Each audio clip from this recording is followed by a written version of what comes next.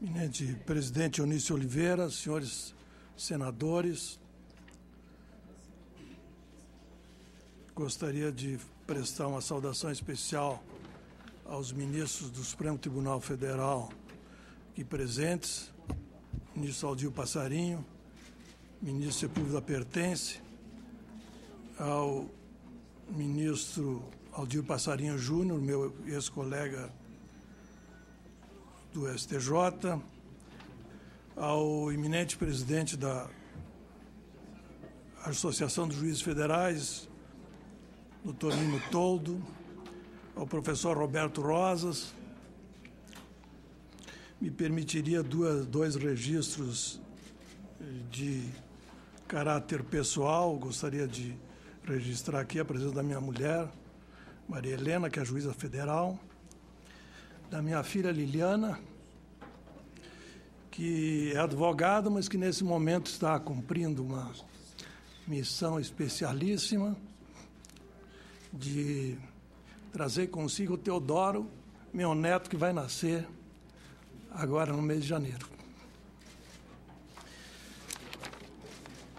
Senhores senadores, é uma honra para qualquer brasileiro poder comparecer aqui, eu pela segunda vez, para ser ouvido e inquirido por essa douta Comissão de Constituição e Justiça para assumir o cargo agora de ministro do Supremo Tribunal Federal.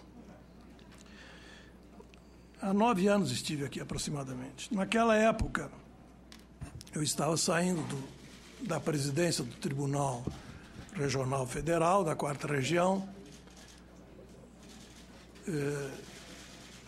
onde mantive a minha atuação como magistrado desde 1989.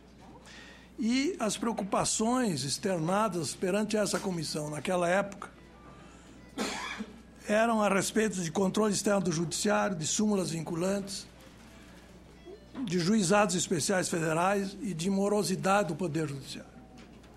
Imaginei, nessa explanação inicial, fazer um brevíssimo balanço a respeito desses temas. Bom, a respeito da minha situação pessoal, eu creio que o meu currículo foi distribuído aos eminentes senadores. O que eu agreguei foi uma experiência de 9 anos no STJ, atuando na área de direito público. Fui, nesse período, presidente de sessão, fui presidente da turma, integro a Corte Especial, que é o órgão máximo jurisdicional do tribunal. Sou membro do Conselho da Administração, sou membro do Conselho da Justiça Federal. Fui designado para integrar o grupo representando o Supremo Tribunal Federal no 2º Pacto Republicano e atualmente também acumulo a função de ministro substituto do Tribunal Superior Eleitoral. Então, pessoalmente, foram o que eu agreguei nesse período, e a experiência, obviamente, é uma experiência basicamente de magistrado. Quanto aos temas objeto de preocupação na época. Primeiro, o controle externo do Poder Judiciário. Nós tivemos uma verdadeira revolução no âmbito do controle externo do Poder Judiciário, com a emenda 45 que criou o Conselho Nacional de Justiça.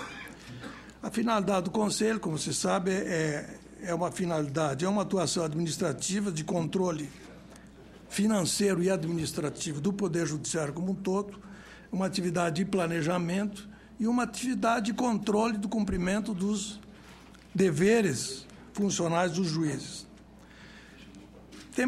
É um organismo que tem, portanto, uma função disciplinar, uma função normativa, uma função administrativa e uma função que não aparece muito, mas que eu considero importantíssima, inclusive pela sua relevância para a atividade legislativa, que é a atividade de pesquisa e planejamento, mais especificamente de pesquisa. A Lei 11.364 de 2006 criou, junto ao CNJ, o Departamento de Pesquisas Judiciárias, que tem produzido estudos riquíssimos sobre assuntos importantíssimos da área do Poder Judiciário, que o CNJ tem publicado e certamente são estudos que orientam não só a atividade do Poder Judiciário, mas certamente também a atividade e as medidas de ordem normativa que isso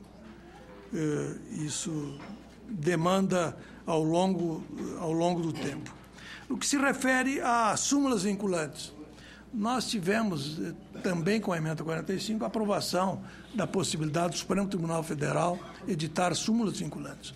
Mas muito mais do que isso, ao longo desse período da última década, nós tivemos um movimento intensíssimo de mudança normativa no rumo da vinculação dos tribunais e das autoridades administrativas aos precedentes judiciais. Eu diria até, sob certo aspecto, que a súmula vinculante não foi a principal providência nessa área. Nós, a rigor, não temos muitas súmulas vinculantes. São em torno de 30 ou 31 súmulas vinculantes. Mas nós tivemos outras medidas de ordem infraconstitucional importantíssimas e de ordem constitucional também. Todas no sentido de valorização dos precedentes, especialmente das Cortes Superiores.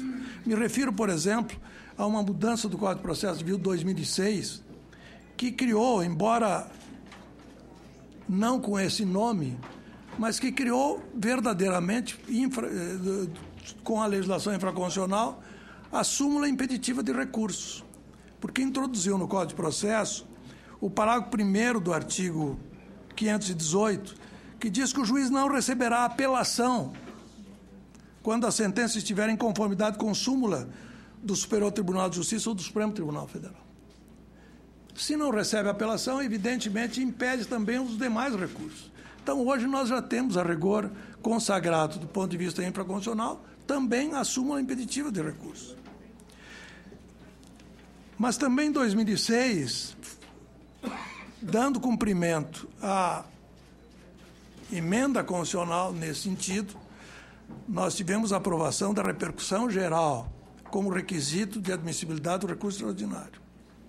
Mas, mais do que isso, se estabeleceu um mecanismo de julgamento coletivo de recursos extraordinários sobre a mesma matéria, a significar que o Supremo Tribunal Federal julga alguns recursos representativos de controvérsia, os demais recursos ficam retidos nos tribunais de origem e aquele precedente tem um efeito vinculativo para todos os demais. Eu considero isso, do ponto de vista normativo, uma mudança importantíssima. A rigor, a origem desse mecanismo está na lei que criou os juizados especiais federais, que lá criava também mecanismo semelhante para as turmas nacionais de uniformização com efeito vinculante. Se estendeu também para o STJ com os recursos representativos de controvérsia. Esses mecanismos de vinculação a precedentes certamente têm uma importância, pelo menos equivalente às súmulas vinculantes. Então, hoje nós podemos dizer que nós temos uma cultura, louvável cultura, de observância dos precedentes dos tribunais superiores. No que se refere aos juizados especiais federais, também era uma preocupação da época. Nós observamos nesses 10 últimos anos um enorme crescimento dos juizados especiais federais. Há pouco tempo, comemorando os 10 anos de instalação dos juizados, da lei que criou os juizados, eu tive a oportunidade de fazer um levantamento e se constatou que o número de processos em andamento e movimentados nos tribunais, nos juizados especiais federais, é maior do que o número de processos em curso na jurisdição, vamos dizer assim, comum da Justiça Federal. Isso é um dado muito significativo, que serve de alerta, inclusive para que se tome cuidado para que os juizados especiais federais não sucumbam a seu próprio sucesso. É preciso ter muito cuidado, é preciso uma boa administração, é preciso que se incentive os juizados especiais federais, e, nesse sentido, foi extremamente louvável a lei aprovada agora em junho desse ano, a Lei 2.665, que deu uma estrutura permanente às turmas recursais dos juizados especiais federais. Quanto à questão da morosidade do judiciário, essa é uma questão que certamente não foi resolvida, mas nós podemos dizer que alguns avanços importantes foram verificados nesse período. Já falei no Instituto da Repercussão Geral e do sistema de recursos representativos de controvérsia. Provavelmente essas duas medidas tenham sido as mais significativas. Acho que se deveria caminhar, certamente, em algumas novas medidas. Por exemplo, a instituição do requisito da relevância da questão federal para acesso ao STJ. O STJ já teve a oportunidade de encaminhar e já está em andamento na Câmara dos Deputados uma proposta de emenda constitucional nesse sentido, criando para o recurso especial um requisito semelhante ao da repercussão geral existente para o recurso extraordinário. Um ponto que também considero importante para o ataque a esse problema crônico da morosidade da justiça é o aperfeiçoamento do sistema que nós podemos chamar de sistema do processo coletivo. Nós sabemos que a nossa cultura, o nosso Código de Processo, toda a nossa tradição é uma tradição formada à base de ações individuais. Nós temos que evoluir nesse sentido. Nós temos, considerando como processo coletivo lato sensu, diversos instrumentos muito eficazes. Por exemplo, as ações de controle concentrado de constitucionalidade. Nós podemos qualificar essas ações como uma modalidade de instrumento de processo coletivo. Porque, julgando a norma jurídica, sua legitimidade em abstrato, na verdade ela tem um efeito vinculante que se espraia para todas as situações individuais possivelmente abrangidas pela norma. Ações essas que, portanto, não precisam ser ajuizadas. E nós temos a experiência do controle concentrado do Brasil, é riquíssima sobre esse aspecto. Nós também temos, acho que, aperfeiçoar o sistema de julgamento de recurso representativo de controvérsia, certamente. Seria importante, no meu entender, criarmos um sistema de julgamento coletivo dos direitos individuais homogêneos, aperfeiçoar o sistema hoje existente, para que as sentenças, nesses casos, tenham um efeito vinculante, inclusive relativamente aos sujeitos titulares de direitos individuais. O que nós temos hoje, na verdade, é um sistema de processo coletivo, mas que não inibe uma ação individual, de modo que não concorre muito para o aperfeiçoamento da questão da concentração de processo. Eu estou com tempo.